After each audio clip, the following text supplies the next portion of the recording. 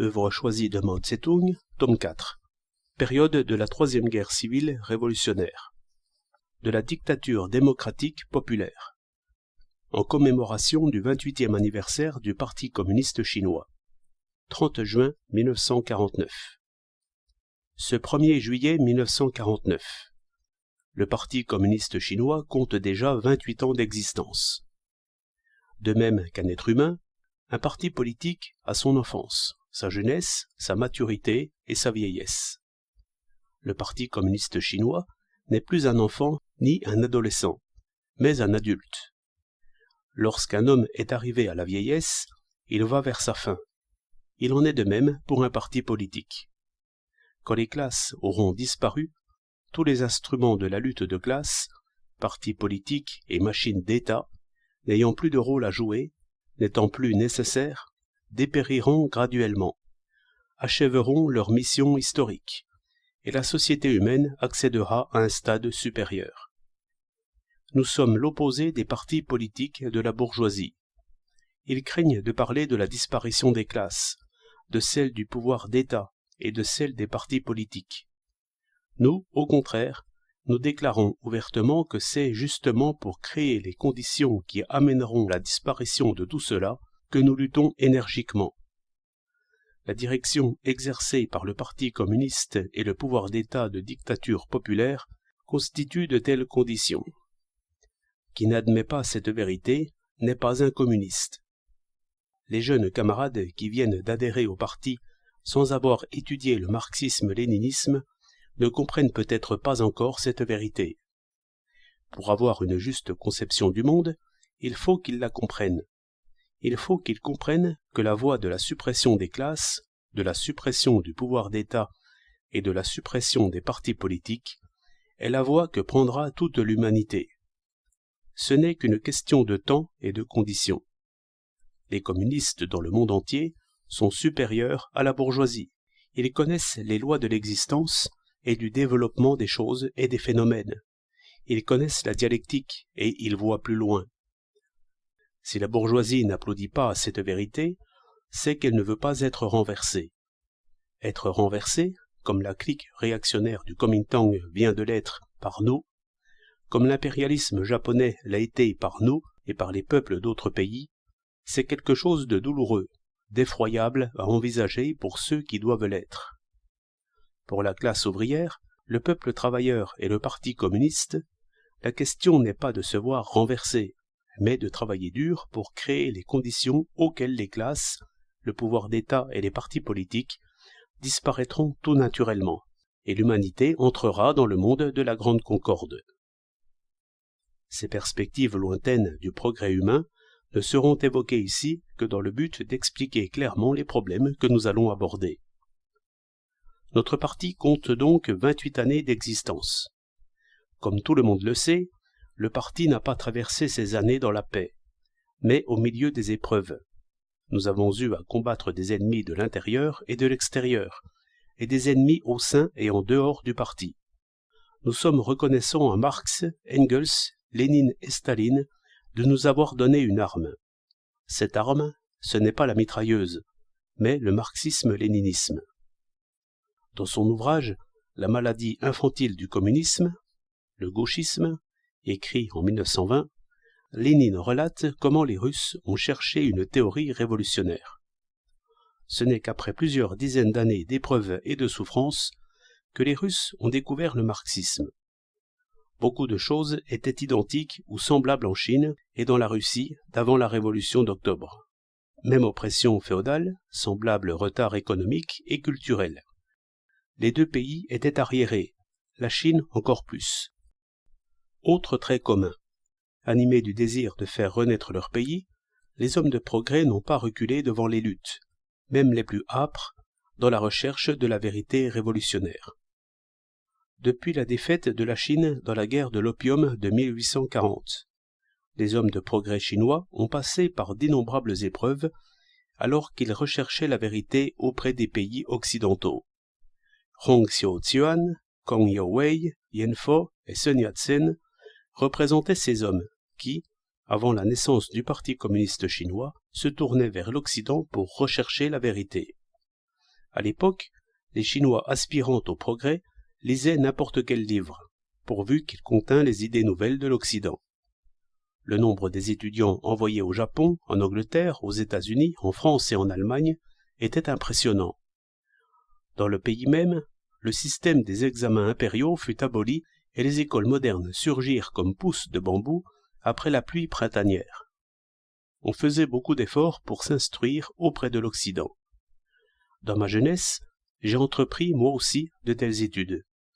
C'était la culture de la démocratie bourgeoise occidentale, ou ce qu'on appelait sciences nouvelles, comprenant les doctrines sociales et les sciences de la nature de l'époque en opposition avec la culture féodale chinoise, appelée sciences anciennes. Pendant longtemps, ceux qui avaient appris cette science nouvelle restèrent convaincus qu'elle pouvait sauver la Chine. À part les adeptes de la vieille école, la nouvelle école ne comptait guère de partisans qui en doutaient. Le seul moyen de sauver le pays était de le moderniser, et pour le moderniser, il fallait se mettre à l'école des pays étrangers.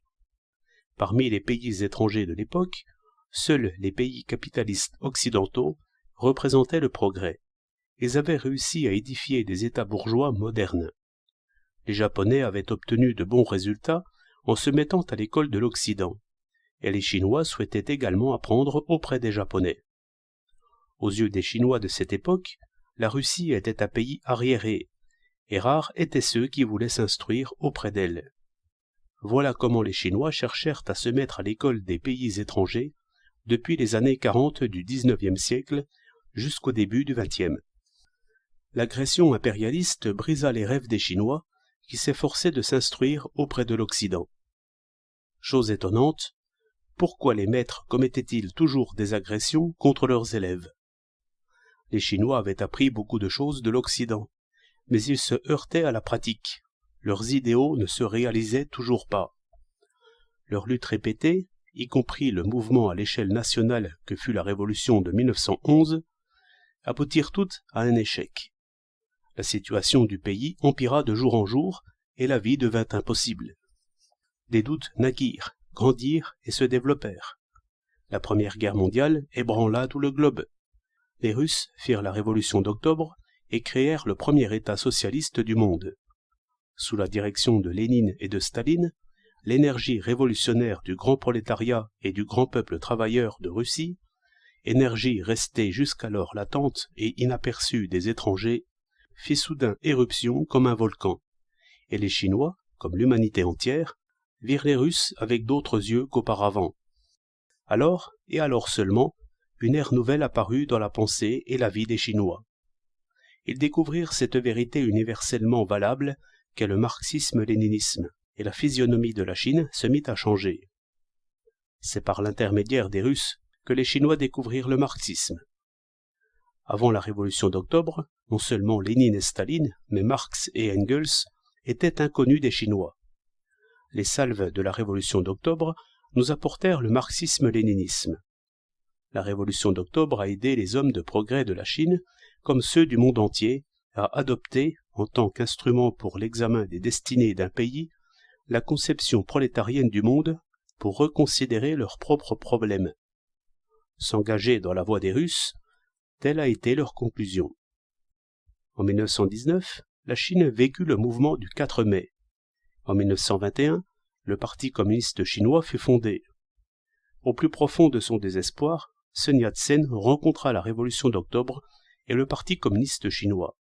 Il salua la Révolution d'octobre, il salua l'aide des Russes aux Chinois, et il salua la coopération proposée par le Parti communiste chinois. Puis Sun Yat-sen mourut et Chiang Kai-shek arriva au pouvoir. Au bout d'une longue période de 22 ans, Chiang Kai-shek avait entraîné la Chine dans une situation sans issue. Pendant cette période, dans la Seconde Guerre mondiale, antifasciste, où l'Union soviétique était la force principale, 3 grandes puissances impérialistes ont été abattues, 2 autres affaiblies, et une seule est restée intacte, les États-Unis d'Amérique. Mais les États-Unis connaissaient une crise intérieure très profonde. Ils voulaient asservir le monde entier.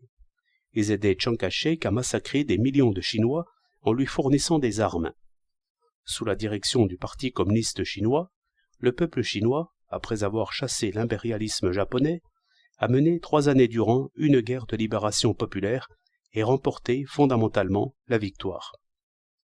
Ainsi, la civilisation bourgeoise occidentale, de même que la démocratie bourgeoise et le projet d'une république bourgeoise, ont fait faillite aux yeux du peuple chinois. La démocratie bourgeoise a fait place à la démocratie populaire dirigée par la classe ouvrière, et la république bourgeoise à la république populaire. D'où cette possibilité, passer par la république populaire pour accéder au socialisme et au communisme, pour parvenir à la suppression des classes et au monde de la Grande Concorde. Kang Youwei a écrit le livre de la Grande Concorde, mais la voie menant à la Grande Concorde, il ne l'a pas trouvée, et il lui était impossible de la trouver. La République bourgeoise, qui existe à l'étranger, ne peut exister en Chine, car la Chine est un pays opprimé par l'impérialisme. La seule voie, c'est de passer par la République populaire, dirigée par la classe ouvrière. Toutes les autres voies ont été essayées, et toutes ont abouti à l'échec. Parmi ceux qui s'y étaient attachés, certains sont tombés, d'autres ont pris conscience de leurs erreurs, et d'autres encore sont en train de changer d'esprit. Les événements évoluent avec une rapidité telle que beaucoup en ont été surpris et éprouvent le besoin de recommencer à apprendre. Cet état d'esprit est compréhensible et nous saluons ce louable désir de se remettre à apprendre. L'avant-garde du prolétariat chinois s'est initiée au marxisme-léninisme après la Révolution d'Octobre et a fondé le Parti communiste chinois. Il est entré aussitôt dans la lutte politique et ce n'est qu'après une marche de 28 années sur un chemin sinueux qu'il a remporté la victoire fondamentale. De l'expérience accumulée durant 28 années, comme de l'expérience accumulée durant 40 années, dont Sun Yat-sen parle dans le testament qu'il a fait à son lit de mort, nous avons pu tirer la même conclusion.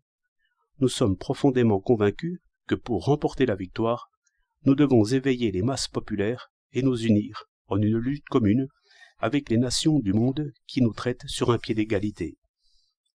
Sun Yat-sen avait une conception du monde différente de la nôtre, et partait d'une autre position de classe pour examiner et traiter les problèmes.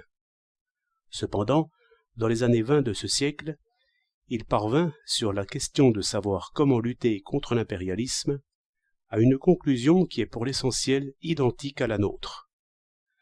24 années se sont écoulées depuis la mort de Sun Yat-sen, et la révolution chinoise, dirigée par le Parti communiste chinois, a fait d'énormes progrès en théorie comme en pratique, et cela a changé radicalement la physionomie de la Chine. L'expérience principale et fondamentale acquise jusqu'à présent par le peuple chinois se résume en 2 points. 1. À l'intérieur du pays, éveiller les masses populaires. Cela signifie unir la classe ouvrière, la paysannerie, la petite bourgeoisie urbaine et la bourgeoisie nationale, en vue de former un front uni placé sous la direction de la classe ouvrière, et, à partir de là, édifier un état de dictature démocratique populaire dirigé par la classe ouvrière et basé sur l'alliance des ouvriers et des paysans. 2. À l'extérieur, nous unir en une lutte commune avec les nations du monde qui nous traitent sur un pied d'égalité, ainsi qu'avec les peuples de tous les pays. Cela signifie nous unir avec l'Union soviétique, les différents pays de démocratie populaire, ainsi qu'avec le prolétariat et les larges masses populaires de tous les autres pays, en vue de former un front uni international. Vous penchez d'un côté. C'est exactement cela. Pencher d'un côté, voilà ce que nous enseignent les 40 années d'expérience de Sun Yat-sen et les 28 années d'expérience du Parti communiste chinois. Et nous sommes profondément convaincus que, pour remporter la victoire et la consolider, nous devons pencher d'un côté. L'expérience accumulée au cours de ces 40 années et de ces 28 années montre que les Chinois se rangent ou du côté de l'impérialisme ou du côté du socialisme. Là, il n'y a pas d'exception. Impossible de rester à cheval sur les deux. La troisième voie n'existe pas. Nous sommes contre la clique réactionnaire de Chiang Kai-shek, qui se range du côté de l'impérialisme, et nous sommes aussi contre les illusions au sujet d'une troisième voie. Vous provoquez par trop. Nous parlons de la manière de traiter les réactionnaires de l'intérieur et de l'extérieur, c'est-à-dire les impérialistes et leurs valets, et personne d'autre. À l'égard de tels réactionnaires, la question de les provoquer ou non ne se pose pas. Qu'on les provoque ou non, cela revient au même, puisqu'ils sont des réactionnaires. Ce n'est qu'en traçant une ligne nette entre réactionnaires et révolutionnaires, en dévoilant les intrigues et complots des réactionnaires, en éveillant la vigilance et l'attention dans les rangs de la révolution, en affermissant notre volonté de combat et en abattant l'arrogance de l'ennemi, que nous pourrons isoler les réactionnaires et les vaincre ou prendre le pouvoir à leur place. Devant une bête fauve, il faut se garder de montrer la moindre timidité. L'histoire de Wusong sur la colline de Qingyang doit nous servir d'exemple. Aux yeux de Wusong, le tigre de la colline de Qingyang était un mangeur d'hommes, qu'on le provoquât ou non. Ou bien tuer le tigre, ou bien se laisser manger par lui, c'était tout l'un ou tout l'autre. Nous voulons faire du commerce. C'est tout à fait exact, le commerce se fera toujours. Nous ne sommes contre personne, à l'exception des réactionnaires de l'intérieur et de l'extérieur, qui nous empêchent de faire du commerce. Tout le monde doit savoir que ce sont les impérialistes et leurs valets, les réactionnaires de la clique de Chiang Kai-shek, et personne d'autre, qui nous empêchent de faire du commerce, voire d'établir des relations diplomatiques avec les pays étrangers. Lorsque nous aurons uni toutes les forces intérieures et internationales et écrasé les réactionnaires de l'intérieur et de l'extérieur, nous pourrons faire du commerce et établir des relations diplomatiques avec tous les pays étrangers sur la base de l'égalité, de l'avantage réciproque et du respect mutuel de la souveraineté et de l'intégrité territoriale. On peut remporter la victoire même sans l'aide internationale. C'est là une idée fausse. À l'époque où existe l'impérialisme, il est impossible qu'une véritable révolution populaire puisse, dans quelque pays que ce soit, remporter la victoire sans l'aide, sous différentes formes, des forces révolutionnaires internationales. Et même si la victoire était remportée, elle ne pourrait être consolidée. Cela est vrai pour la victoire et la consolidation de la grande révolution d'octobre, ainsi que Lénine et Staline nous l'ont dit il y a longtemps. C'est vrai également pour l'écrasement des trois puissances impérialistes pendant la Seconde Guerre mondiale, et pour la création des États de démocratie populaire. Et c'est vrai également pour le présent et l'avenir de la Chine populaire. Réfléchissez. Sans l'existence de l'Union soviétique, sans la victoire sur le fascisme dans la Seconde Guerre mondiale, sans la défaite de l'impérialisme japonais, sans la naissance des États de démocratie populaire, sans la lutte des nations opprimées d'Orient qui se lèvent, et sans la lutte des masses populaires des États-Unis, d'Angleterre, de France, d'Allemagne, d'Italie, du Japon et d'autres pays capitalistes contre les réactionnaires qui les dominent, sans le concours de tous ces facteurs, les forces réactionnaires internationales qui pèsent sur nous auraient certainement été on ne sait combien de fois supérieures à ce qu'elles sont. Aurions-nous pu remporter la victoire dans de telles conditions? Évidemment non. Et même s'il y avait eu victoire, elle n'aurait pu être consolidée. Le peuple chinois en a fait plus qu'assez l'expérience. Cette expérience s'est reflétée, il y a longtemps déjà, dans la déclaration que fit Sun Yat-sen à son lit de mort, au sujet de la nécessité de s'unir aux forces révolutionnaires internationales. Nous avons besoin de l'aide des gouvernements britanniques et américains. À l'heure actuelle, c'est là aussi une idée puérile. Les dirigeants actuels de l'Angleterre et des États-Unis sont toujours des impérialistes. Vont-ils aider un État populaire? Pourquoi avons-nous des relations commerciales avec ces pays et, à supposer qu'ils veuillent à l'avenir nous prêter de l'argent sur la base de l'avantage réciproque, quelle en sera la raison? C'est que les capitalistes de ces pays veulent gagner de l'argent, et leurs banquiers toucher des intérêts pour sortir de leur propre crise. Il ne s'agit pas de venir en aide au peuple chinois. Les partis communistes, ainsi que les partis et groupements progressistes de ces pays, sont en train de presser leur gouvernement d'établir avec nous des relations commerciales et même diplomatiques. Voilà de la bonne volonté, voilà de l'aide, mais les actes de la bourgeoisie de ces pays ne peuvent être mis sur le même plan. Que de fois au cours de sa vie, Sun Yat-sen s'est-il adressé aux pays capitalistes pour obtenir de l'aide. Ce fut toujours en vain, et il essuya d'impitoyables rebuffades. Sun Yat-sen ne reçut d'aide étrangère qu'une fois dans sa vie, et ce fut l'aide soviétique. Que les lecteurs se reportent au testament du docteur Sun Yat-sen.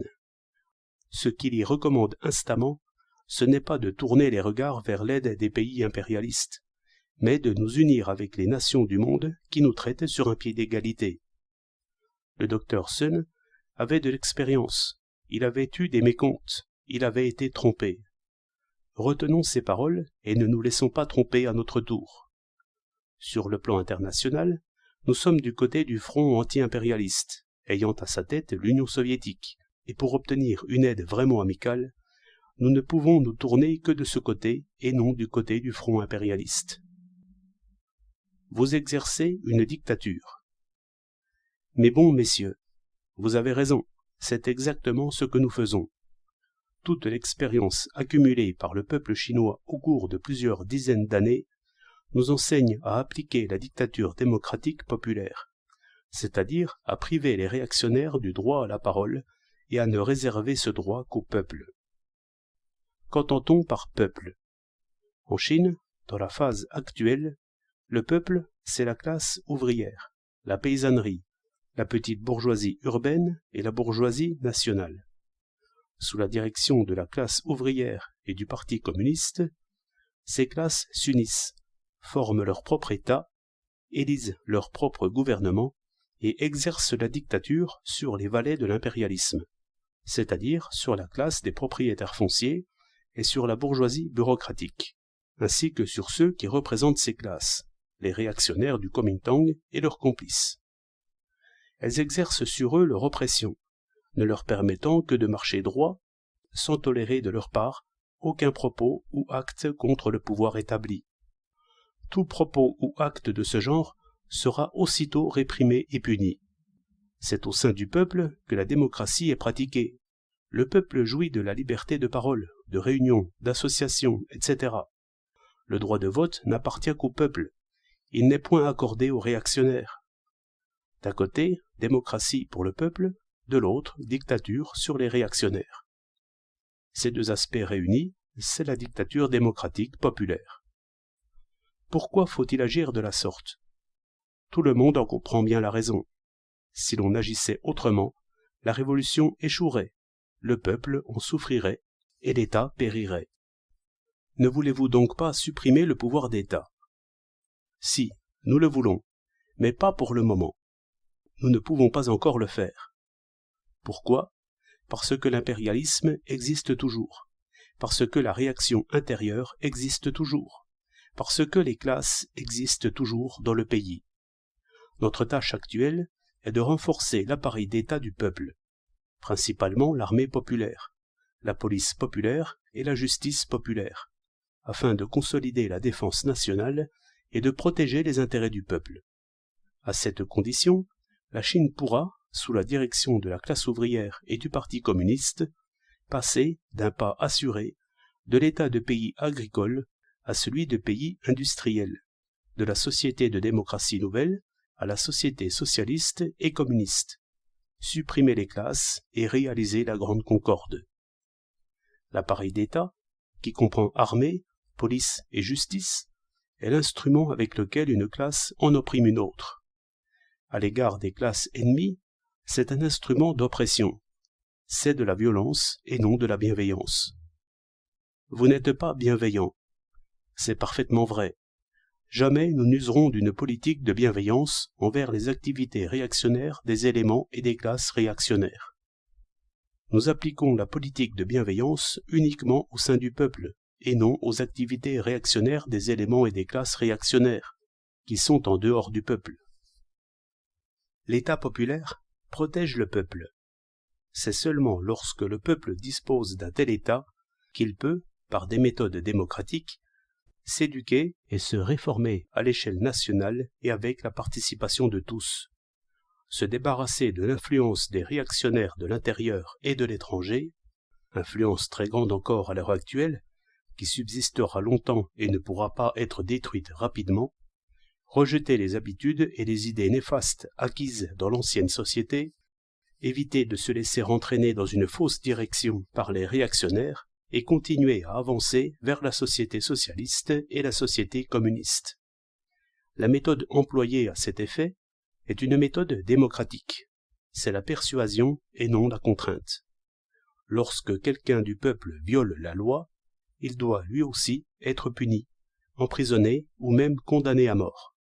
Mais il s'agirait tout au plus de quelques cas isolés, et de là à la dictature sur les réactionnaires en tant que classe, il y a une différence de principe. Quant aux éléments des classes réactionnaires et de la réaction, tant qu'ils ne se rebellent pas, ne sabotent pas et ne provoquent pas de troubles après le renversement de leur pouvoir politique, on leur donnera, à eux aussi, de la terre et du travail, afin de leur permettre de vivre et de se réformer par le travail, de devenir des hommes nouveaux. S'ils ne veulent pas travailler, l'État populaire les y forcera. Un travail de propagande et d'éducation sera entrepris aussi parmi eux, et cela avec soin et dans toute la mesure nécessaire, tout comme nous l'avons fait pour les officiers prisonniers.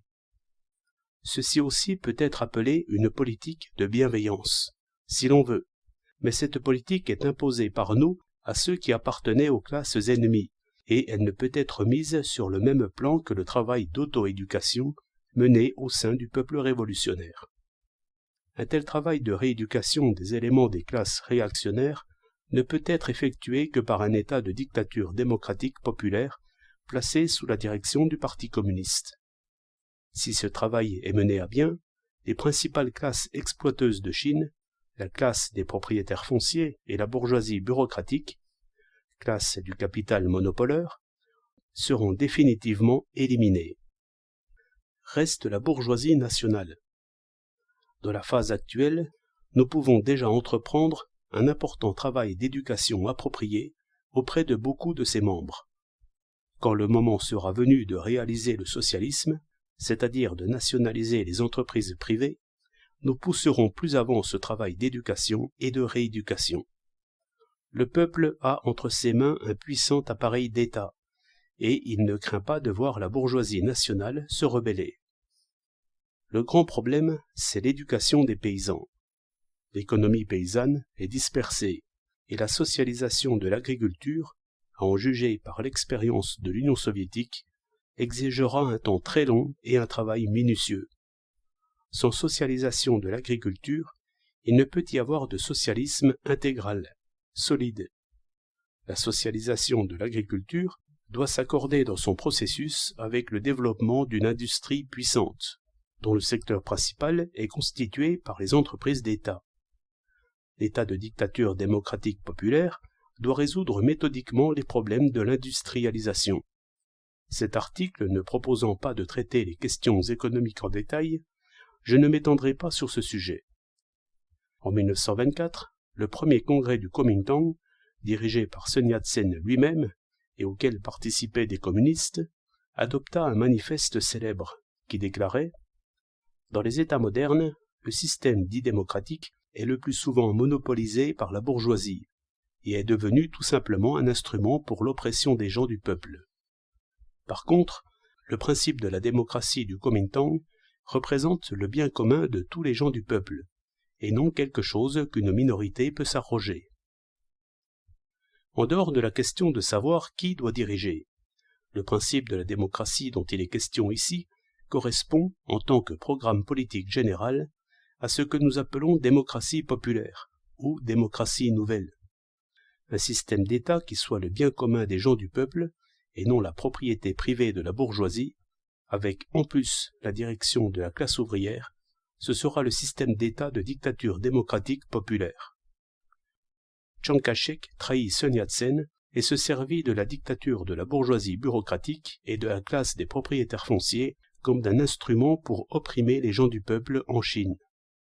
Cette dictature contre-révolutionnaire fut exercée pendant 22 ans et a été renversée aujourd'hui seulement par les gens du peuple, sous notre direction. Les réactionnaires étrangers qui nous accusent d'exercer la dictature ou le totalitarisme sont ceux-là même qui l'exercent. Ils exercent sur le prolétariat et le reste du peuple la dictature d'une seule classe, le totalitarisme d'une seule classe, la bourgeoisie. Ce sont ces gens-là que Sun Yat-sen visait en parlant de la bourgeoisie, qui, dans les États modernes, opprime les gens du peuple. Et c'est de cette lutte canaille réactionnaire que Chiang Kai-shek a appris la dictature contre-révolutionnaire. Chao Si, philosophe de la dynastie des Song, a écrit beaucoup de livres, tenu beaucoup de propos, aujourd'hui oubliés. Cependant, il nous souvient encore d'une phrase de lui. « Traite les gens comme ils te traitent. » C'est exactement ce que nous faisons.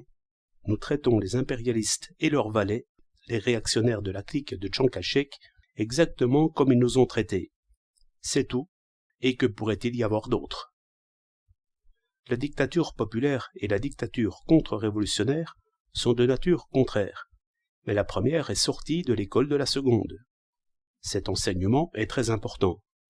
Si le peuple révolutionnaire n'arrive pas à posséder la méthode permettant d'exercer la domination sur les classes contre-révolutionnaires, il ne sera pas à même de maintenir son pouvoir d'État. La réaction intérieure et extérieure le renversera pour restaurer sa propre domination en Chine, et le désastre s'abattra sur le peuple révolutionnaire.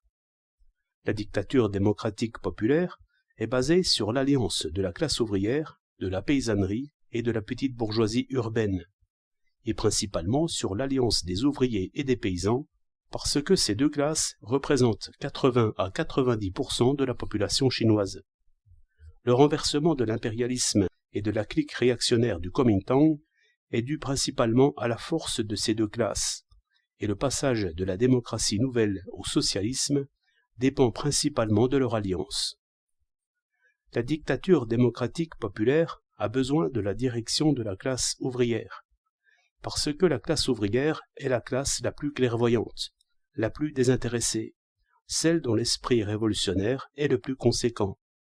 Toute l'histoire de la Révolution prouve que la Révolution échoue sans la direction de la classe ouvrière, et qu'elle triomphe avec la direction de la classe ouvrière.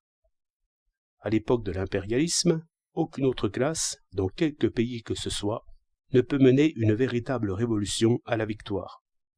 La preuve en est que les révolutions dirigées à plusieurs reprises par la petite bourgeoisie et la bourgeoisie nationale de Chine ont toutes échoué. La bourgeoisie nationale est d'une grande importance à l'étape actuelle. Nous avons toujours l'impérialisme en face de nous, et c'est un ennemi très féroce. L'industrie moderne de Chine ne représente encore qu'une très faible part dans l'ensemble de l'économie nationale. Pour le moment, les statistiques précises font défaut, mais à en juger par certaines données, la valeur de la production de l'industrie moderne, avant la guerre de résistance contre le Japon, ne représentait dans toute l'économie nationale que 10% environ de la valeur globale de la production. Pour faire face à l'oppression impérialiste et porter son économie retardataire à un niveau plus élevé, la Chine doit mettre à profit le capitalisme des villes et de la campagne en faisant jouer tous les facteurs qui soient profitables et non nuisibles à l'économie nationale et à la vie du peuple. Nous devons nous unir avec la bourgeoisie nationale en vue d'une lutte commune. Notre politique actuelle consiste à limiter le capitalisme et non à le supprimer. Mais la bourgeoisie nationale ne peut jouer le rôle dirigeant dans la révolution, ni ne doit occuper une place prépondérante dans le pouvoir d'État. La raison en est sa faiblesse, déterminée par sa position sociale et économique. Cette classe manque de clairvoyance et du courage nécessaire. Bon nombre de ses membres ont peur des masses populaires. Sun Yat-sen recommandait d'éveiller les masses populaires, d'aider les paysans et les ouvriers. Mais qui doit les éveiller et les aider? Sun Yat-sen pensait à la petite bourgeoisie et à la bourgeoisie nationale. En fait, elles en sont incapables. Les 40 années de révolution de Sun Yat-sen ont abouti à l'échec. Pourquoi? Parce qu'à l'époque de l'impérialisme, la petite bourgeoisie et la bourgeoisie nationale ne peuvent mener aucune révolution véritable à la victoire. Nos 28 années nous ont été tout à fait différentes. Nous avons acquis beaucoup d'expériences précieuses. Un parti discipliné, armé de la théorie marxiste-léniniste, pratiquant l'autocritique et lié aux masses populaires, une armée dirigée par un tel parti, un front uni de toutes les classes révolutionnaires et de tous les groupements révolutionnaires placés sous la direction d'un tel parti, voilà les 3 armes principales avec lesquelles nous avons vaincu l'ennemi. Et c'est ce qui nous distingue de nos prédécesseurs. Nous avons remporté la victoire fondamentale en comptant sur ces 3 armes. Nous avons parcouru une route sinueuse. Nous avons lutté, au sein de notre parti, contre les déviations opportunistes tant de droite que de gauche.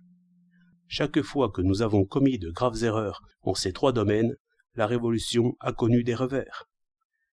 Instruits par les erreurs et les revers, nous avons grandi en sagesse et notre travail s'en trouve mieux fait. Pour n'importe quel parti politique, pour n'importe quel individu, il est difficile d'éviter les erreurs. Nous demandons qu'on en fasse moins. Dès qu'une erreur est commise, nous voulons qu'elle soit corrigée, et le plus vite, le plus complètement sera le mieux. Notre expérience peut se résumer en un seul point. La dictature démocratique populaire placée sous la direction de la classe ouvrière, par l'intermédiaire du Parti communiste, est basée sur l'alliance des ouvriers et des paysans. Cette dictature doit s'unir avec les forces révolutionnaires internationales. Telle est notre formule, telle est notre expérience principale, tel est notre programme essentiel. Les 28 années d'existence de notre parti sont une longue période, et nous n'avons fait qu'une seule chose, remporter la victoire fondamentale dans la guerre révolutionnaire.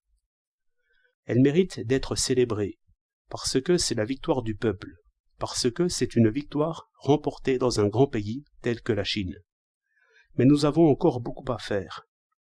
À comparer avec un voyage, le travail accompli n'est que le premier pas d'une longue marche de 10 000 lis. Il nous reste encore des débris de l'ennemi à liquider. La lourde tâche de l'édification économique se pose devant nous. Parmi les choses que nous connaissons bien, il en est qui seront bientôt laissées de côté. D'autres choses que nous connaissons mal nous obligent à nous occuper d'elles. C'est là la difficulté.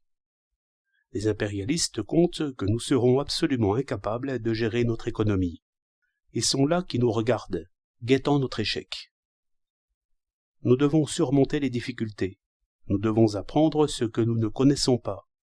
Nous devons apprendre de tous ceux qui s'y connaissent, quels qu'ils soient, à travailler dans le domaine économique. Nous devons en faire nos maîtres, apprendre auprès d'eux humblement, consciencieusement. Quand on ne sait pas, on avoue son ignorance. Et ne faut pas faire l'entendu. Nous ne devons pas prendre des airs de bureaucrates. Allons au fond des choses. Au bout de quelques mois, d'1 an ou 2, de 3 ans ou de 5 ans, nous finirons par posséder la matière. Au début, certains communistes soviétiques aussi ne savaient pas très bien gérer les affaires économiques et les impérialistes escomptaient également leur échec. Mais le Parti communiste de l'Union soviétique a triomphé et, sous la direction de Lénine et de Staline, il a su non seulement faire la révolution, mais aussi édifier. Il a bâti un magnifique État socialiste. Le Parti communiste de l'Union soviétique est notre meilleur professeur. Nous devons nous mettre à son école. La situation, à l'intérieur comme à l'extérieur, nous est favorable. Nous pouvons pleinement compter sur l'arme qu'est la dictature démocratique populaire pour unir tout le pays, hormis la réaction, et, d'un pas assuré, arriver au but.